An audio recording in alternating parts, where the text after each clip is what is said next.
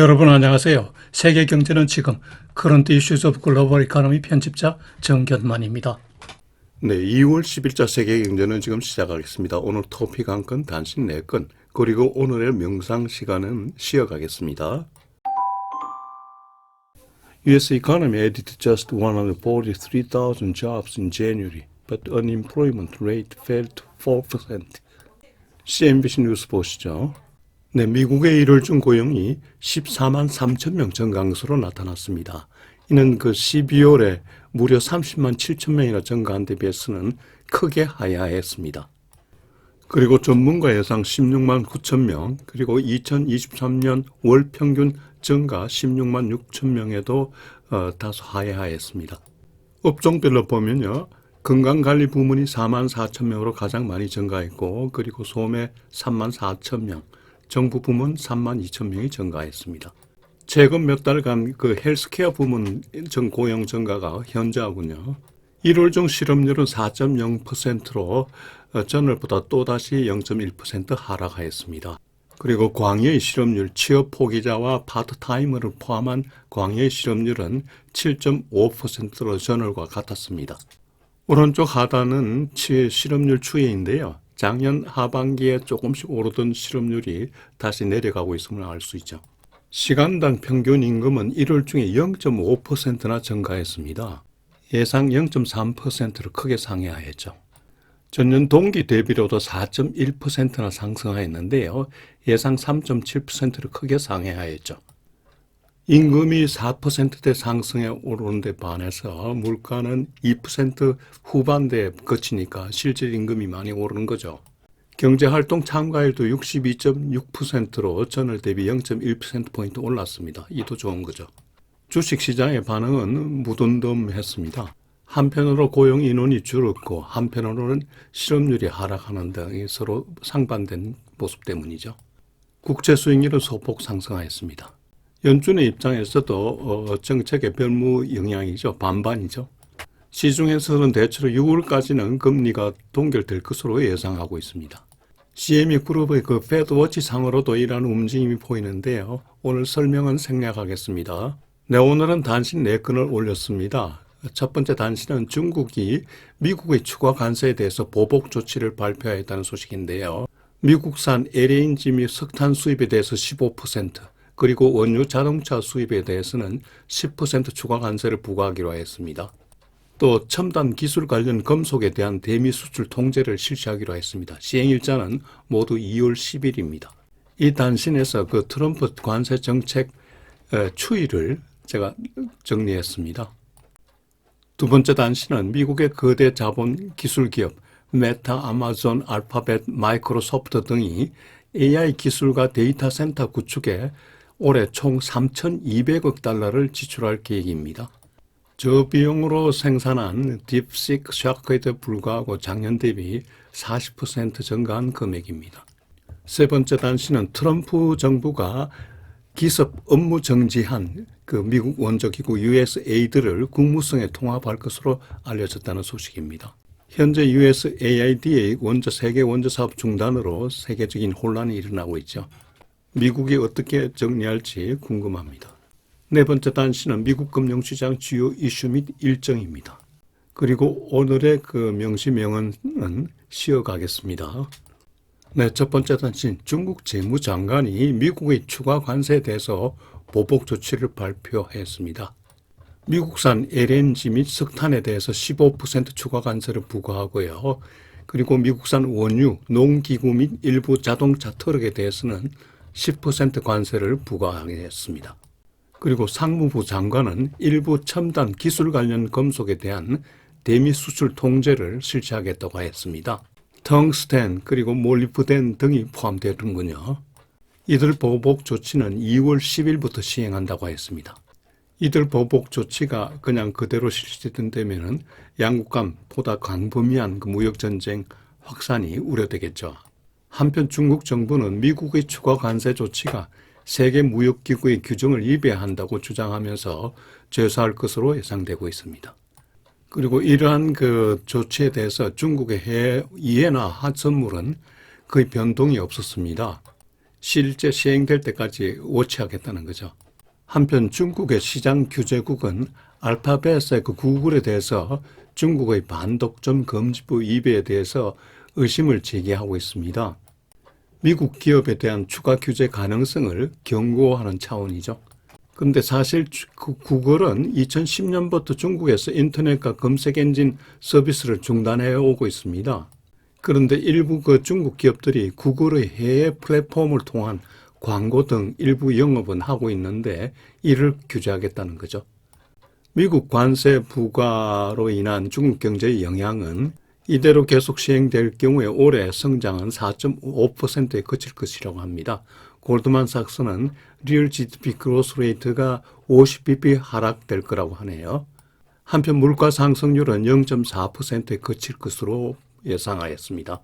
소비 침체 지속과 부동산 경기 위축 때문이죠. 그런데 지난주 월요일 도널드 트럼프 대통령은 캐나다와 멕시코에 대한 25% 관세 시행 조치를 30일 유예하는 조치를 발표했죠.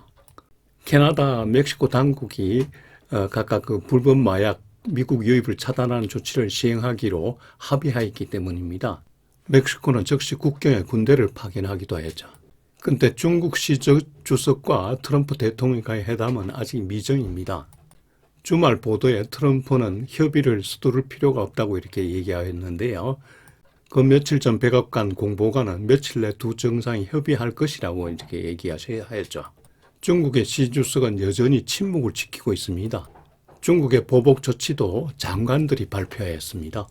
중국 시 주석과 트럼프 대통령의 협의가 2월 10일 시행일 이전까지 서로 대화가 될지 궁금하군요. 네, 참고로 제가 트럼프 대통령 1기 때 그리고 2기 때 관세 정책을 제가 살펴보았습니다. 참고하시죠. 네, 먼저 트럼프 대통령 2기 현재 그 대통령 때의 그 관세 정책을 국가별로 알아보자. 먼저 대중국 관세는 2025년 2월 4일 날 미국은 중국산 제품에 대해서 10%의 추가 관세를 부과하기로 했습니다. 미국의 관세 그 배경에는 중국의 펜타닐 등 불법 약품 유통에 대한 대응이라고 하였습니다. 중국은 미국의 관세에 대한 보복 조치로 지난 10일 날 미국산 석탄과 액화천연가스, LNG에 15%의 관세를 그리고 원유, 농업기계, 자동차 등에 10%의 관세를 부과하고 일부 희귀금속 수출 통제를 발표했습니다. 그리고 대캐나다 및 멕시코에 대한 관세는 지난 2월 4일에 미국은 캐나다와 멕시코에서 수입되는 제품에 대해서 25%의 관세를 부과했다고 발표했죠. 이후 그 멕시코 대통령과 캐나다 총리가 트럼프와 협상해서 결국 이 관세는 30일간 유예하기로 했습니다. 미국이 요구하는 불법 입국자 단속 그리고 마약 단속을 하겠다는 약속에 따른 거죠. EU에 대한 관세 정책은 2월 4일 날 트럼프 대통령이 유럽연합에서 수입되는 제품에 대해서도 관세 부과 가능성을 언급만 하였습니다. 구체적인 세율이나 시행일자는 발표하지 않았죠. EU 각국은 이에 대해서 보복 관세를 예고한 상태입니다. 그리고 일본, 한국 등에 대한 그 관세는 아직까지 발표가 되지 않고 있습니다. 먼저 일본에 대해서 관세 부과를 언급하니까 일본 수상이 재빨리 미국으로 달려갔죠. 한국도 빨리 정상회담에 복귀할 수 있기를 기대합니다. 네, 두 번째로 트럼프 대통령 1기 때 관세 정책인데요. 국가별로 보면은 2018년 7월 6일에 미국은 최초로 340억 달러 규모의 중국산 제품에 대해서 25% 관세를 부과하였습니다. 이게 미국과의 무역전쟁 시작이죠.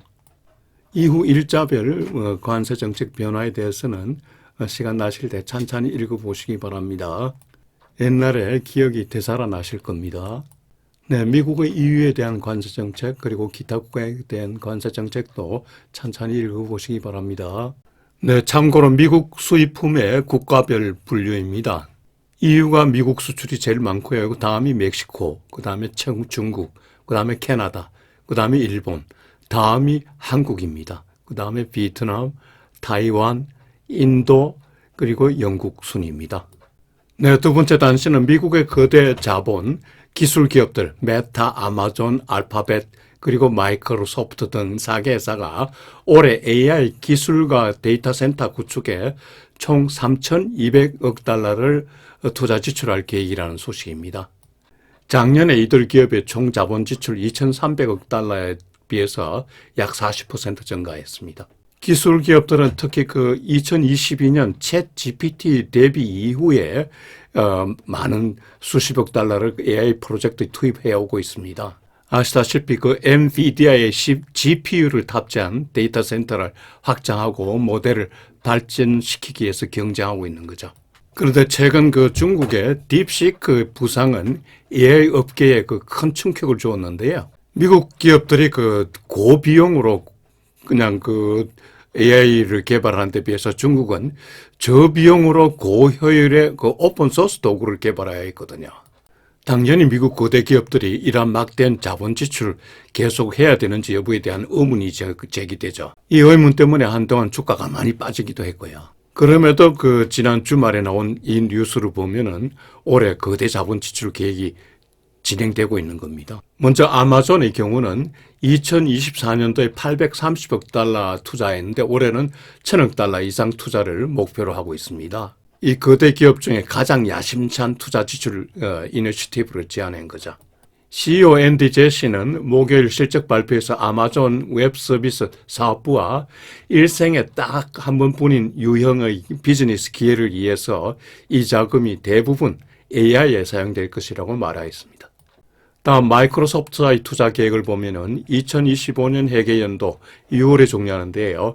AI 워크로드 데이터 센터를 구축하기 위해서 800억 달러를 할당할 것이라고 합니다. CEO 브래드 스미스는 그 지출의 절반 이상이 미국에서 발생할 거라고 하네요. 다음은 그 알파벳사의 투자 계획을 보면 올해 750억 달러를 자본 지출하기로 했는데요. 1분기에 160 내지 180억 달러의 자본 지출을 예상하고 있습니다.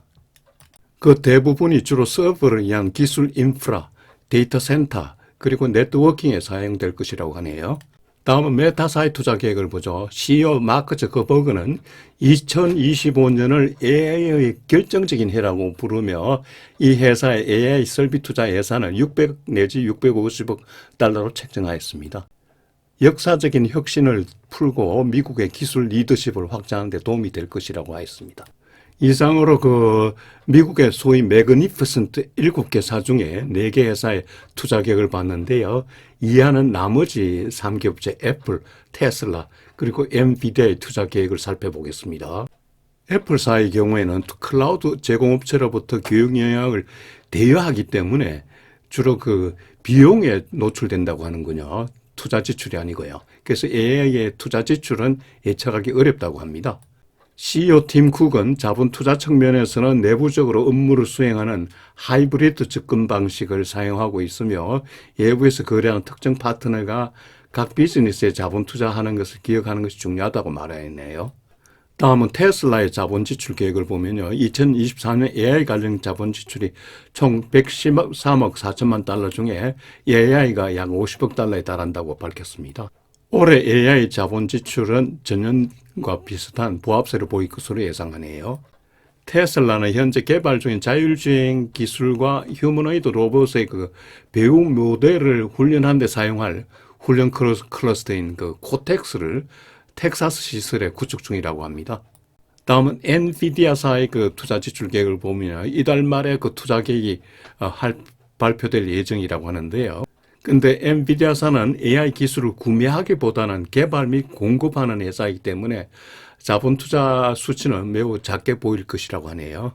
네, 다음 소식은 AI 투자와 관련해서 소프트뱅크사가 오픈 AI에 400억 달러를 초기 투자할 예정으로 있다고 발표했습니다. 현재 오픈 AI사의 가치를 2,600억 달러로 평가한 결과입니다. 그동안 가치가 많이 올랐는데 작년 10월 평가 때는 1,750억 달러라고 하네요. 많이 올랐죠. 소프트뱅크사는 빠르면 올 봄에 최초 투자한 후에 향후 12 내지 24개월 안에 전액 투자할 계획이라고 합니다. 일부 자금은 오픈 AI사가 스타게이트에 투자하기로 한 것에다 사용한다고 하네요. 트럼프 대통령이 발표한 바 있는 스타게이트 사업에는 소프트뱅크 그리고 오픈 AI 그리고 오라클의 합작 벤처 회사입니다. 스타게이트가요. 소프트뱅크사는 이제 오픈 AI의 최고 후원자로서 마이크로소프트 투자액을 능가했습니다. 참고로 오픈 AI사를 말씀드리면 2022년 말에 챗 GPT, 챗보트를 출시했는데요. 이게 그 생성형 AI, 제너레이티브 AI 경쟁의 시작이 된 거죠. 이후 챗 GPT는 그 마이크로소프트사, 구글사, 아마존, 메타, 아인틱 그리고 앨런 머스크의 xAI와도 공격적으로 경쟁해 왔는데요.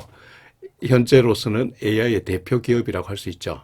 제너레이티브 AI 시장 규모는 10년 내 1조 달러 이상으로 그 매출이 예상된다고 하네요. 오픈 AI사는 트럼프의 그 스타게이트 프로젝트 일환으로 데이터 센터 캠퍼스를 16개 주에다 설치할 고려 중이라는 보도가 나왔었습니다. 세계 주요 기술 기업들의 AI 투자가 본격화되고 있는데요.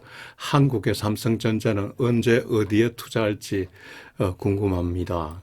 한동안 이 회장과 많은 임원들이 사법 리스크에 걸려서 사업계획 제대로 수립하지 못했을 텐데 이제 족쇄가 풀렸으니까 좀 나아질까요? 하여튼 그 대한민국 정치가들이 권탐에 빠져서 경제를 볼모로 잡는 솜씨는 1등입니다. 후손들이 역사에 단죄했으면 좋겠습니다. 네, 세 번째 단시는 트럼프 정부가 지난 1월 하순에 업무 정지한 USAID를 국무성에 통합할 것으로 알려졌다는 소식입니다. 마르코 루비오 국무장관은 자신이 USAID의 액팅 헤드라고 말했습니다.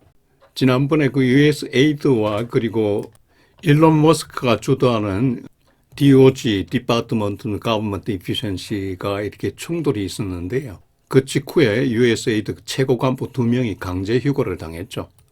참고로 USAID가 어떤 기관인지 잠시 살펴보면요. United States Agency for International Development 약자고요. 1961년에 독립기관으로 설립되었는데 존 F 케네디 대통령 주도로 당시 세계냉전, 미소 간의 세계냉전 극복의 일환으로 이를 설립하였습니다.